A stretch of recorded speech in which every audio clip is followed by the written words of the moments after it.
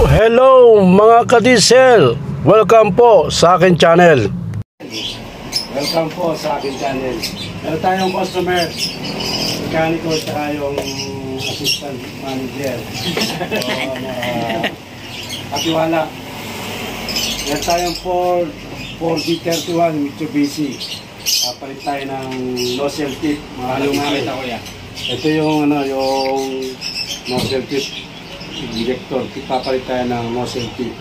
Kasi sa kanila mga ka-diesel, medyo malaki na yung butas at may katandaan na yung nozzle tip nila. So ang problema nito mga ka-diesel, pagka umaga, puti ang usok. Ford D31 Mitsubishi Canter. No? Yun po yung mekaniko. So, pwede kayo mag-subscribe sa aking channel mga ka-diesel. There's Diesel TV, meron ako naman yun. So, nagtuturo ako ng konting tutorial sa calibration doon mga ka-diesel. Yun, may konting DIY tayo.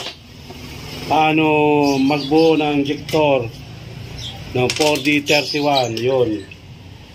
Ito yung mauna mga ka-diesel. Yung spacer washer, yan. Tapos yung spring, ka-diesel. Tapos yung guide, yan. Tapos meron din siyang plate, yan. Ka-diesel. Ito yung kaalaman lang sa There's Diesel TV. Tapos yung nozzle na bago, yan. So, pagka medyo mausok na yung sakyan nyo, truck nyo, pwede natin palitan ng nozzle, yan, bago. So yun mga diesel, bago na to yan. Tapos nilalagay lang to yung cap, injector cap, yan. Meron tayong konting DIY sa There's Diesel TV. Salamat po. Yun mga diesel, yung bagong nozzle tip.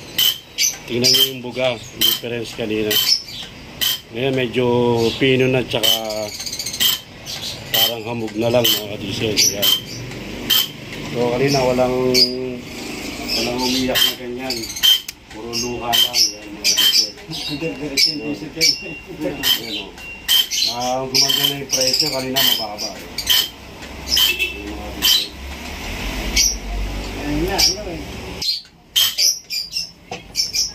Yan mga ka-diesel. Pare-pares na yan.